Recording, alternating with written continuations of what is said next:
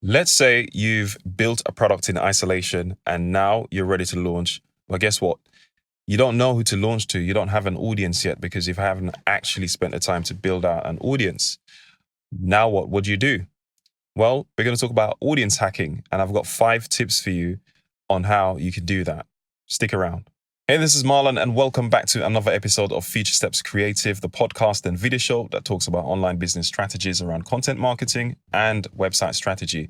If you're new to my content, go ahead and subscribe if you're watching on YouTube, or if you're listening on Stitcher or iTunes, go ahead and subscribe as well. So as you can probably see from the video, if you're watching, I'm in my car, the mobile studio, because I am experimenting with doing videos on the road where I can get more content put out. So do forgive me if you hear any background noise. I'm on a relatively quiet road, but it's an active road, so there are cars and maybe there's going to be people passing by as well. What is audience hacking? Well, I don't know if it's officially called that. It's the term that I'm calling it. It's where you don't have an audience and somebody else does, and you want to get in front of their audience. That's the quickest way you can actually get in front of the audience that you're looking to sell your product to, if you haven't built up your own audience yet. And that's the ideal thing to do, because the person that actually has that audience have already built up that trust. They've built up a significant following of the exact people or of the group of people that you want to get in front of. Now, you could build your own audience, obviously, but you would need time to do that. You need to spend at least months, and sometimes it takes years, to build up a significant following within your niche to be able to actually have that trust factor built up for you to then be able to pitch products that they will buy successfully, for you to have a successful launch specifically. So the shortcut is to get in front of somebody else's audience and try and basically pitch what you have there, and hopefully you have a more successful launch. So what I'm going to do now is share with you 5 ways by which you can do audience hacking and get in front of these ideal audiences that you're looking to get in front of. Okay, so the first one is using influencers. So influencers are people on social media that have a significant following already within the niche that you're after. So this could be on YouTube, it could be on Instagram, Facebook, you name it, whichever platform they're on. As long as your audience is there and they have a significant enough audience for you to do that, for you to do a launch with, and potentially have a successful launch where you're making whatever your target is. What you classify as successful launches, or what you classify as a win, is relative to your classification of it. Somebody else might look at what a successful launch is and say, okay, you need to have X amount of money from that launch, and you might have a lower figure, or you might have a certain number of people that are that become customers, and that's what your target is. So whatever that is, you need to make sure that you're getting in front of a significant enough audience to be able to get that launch. So influencers are one way.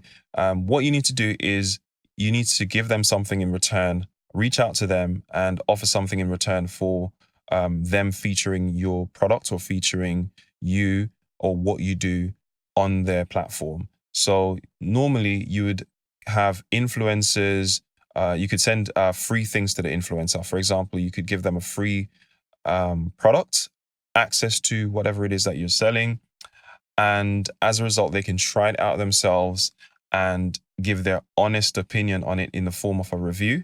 Or it could be that you could sponsor one of their posts. It could be a podcast episode, or it could be a video or something of that nature. You could become a sponsor. In this case, you are spending money to do this. But the free way is to actually reach out to an influencer that doesn't have necessarily the biggest following there is. You don't want to reach out to necessarily the big time ones where they actually might have a system in place where they're charging advertising fees and they're charging placement fees and things like that. That maybe you're bootstrapping and you don't have that kind of budget. You want to reach out to influencers that are within your reach, and that's something for you to figure out who's within your reach and who's not within your reach. And basically, you could just email them, direct message them through the platform, however you want to reach out, but don't do it like, don't send just a generic email. Be personal, make it personalized.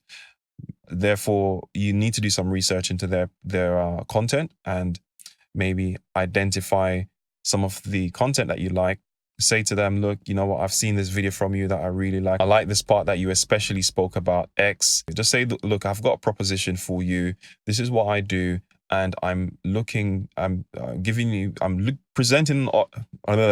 this is what I do. And I'm trying to present an opportunity to you that hopefully can be mutually beneficial by you showcasing my product or talking about it or whatever it is that you're asking them to do. In return, I will give you a free sample or I'll give you free access.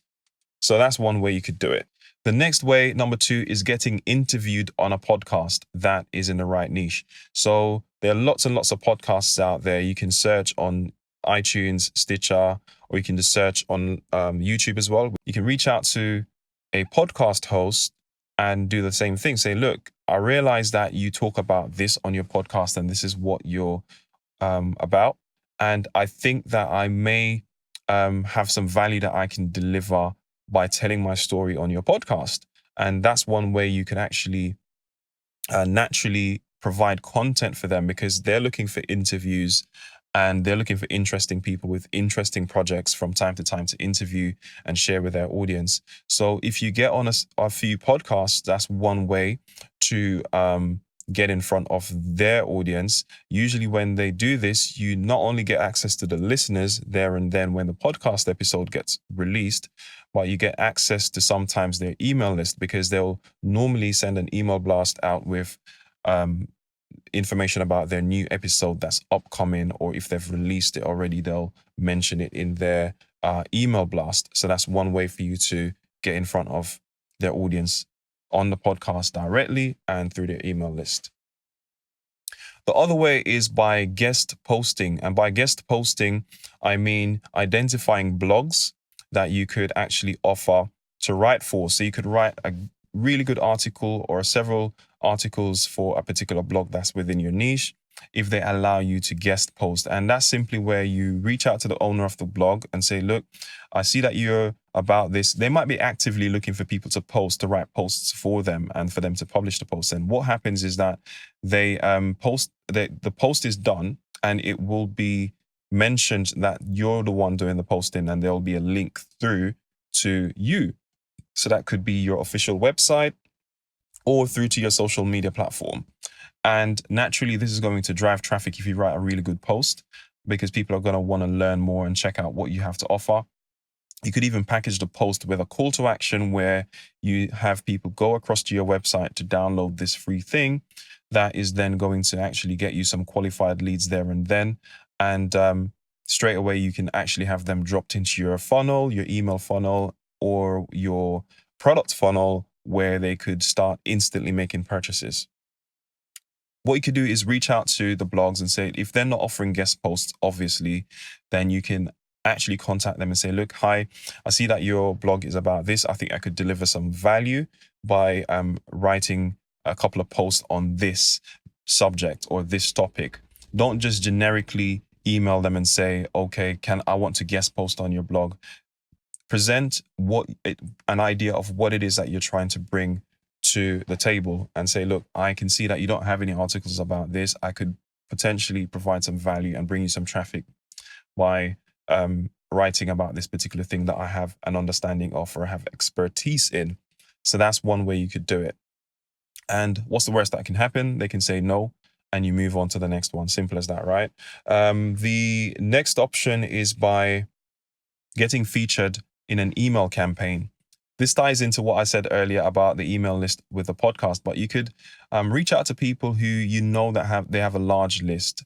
They might have mentioned it, or they might not necessarily have a podcast or anything like that, but you know they're collecting email addresses based on things that they're offering, right? So you can reach out to them and say, look, I have this opportunity that we could work out a mutual beneficial thing, to say, look, you could send out an email featuring my product and recommending it or whatever, and in return we could work out maybe a revenue share of sorts, or you could find some other way of compensating them. Maybe you barter, maybe you do something like, okay, say, look, I could offer you this service that I can do for you to help you do this particular thing that you may need. So you're delivering value to them in one way, and in return you're asking for just a feature of your product, or for them to mention in their email newsletter, or a couple of mentions, whatever the deal is that you want to make or negotiate with them.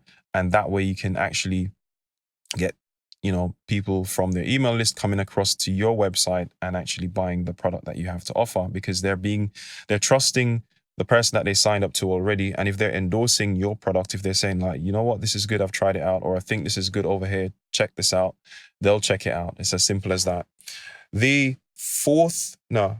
On number 5 now. The 5th way is by utilizing Facebook groups.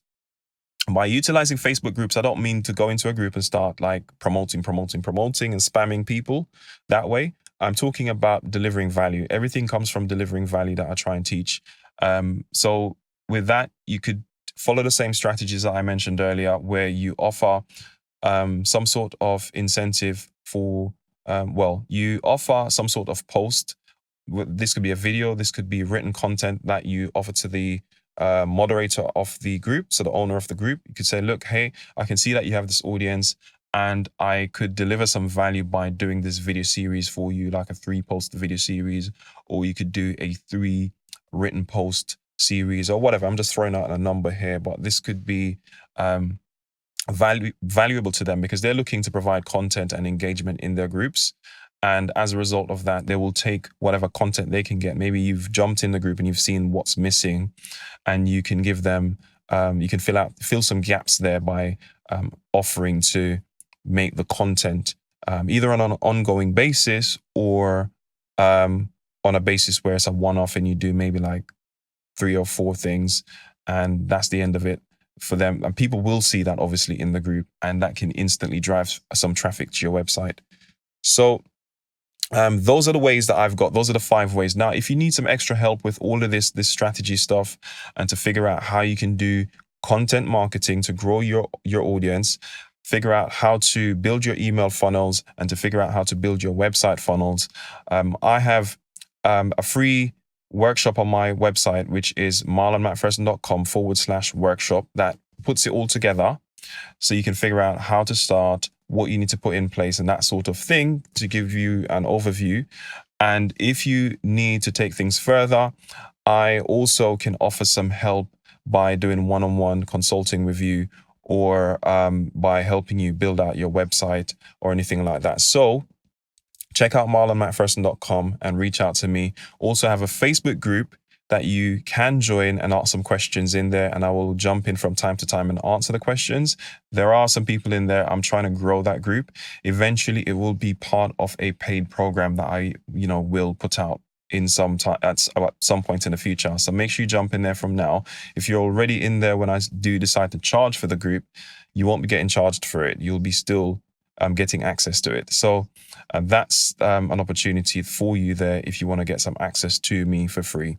That's all I've got for you in this episode. Hopefully this has been helpful. If not, leave me a comment. Let me know. Reach out to me via email as well. Let me know what you're struggling with and what you need some help with, and I'll see if I can help you out. Thanks for watching. Take care and keep working on what you're working on. Bye-bye.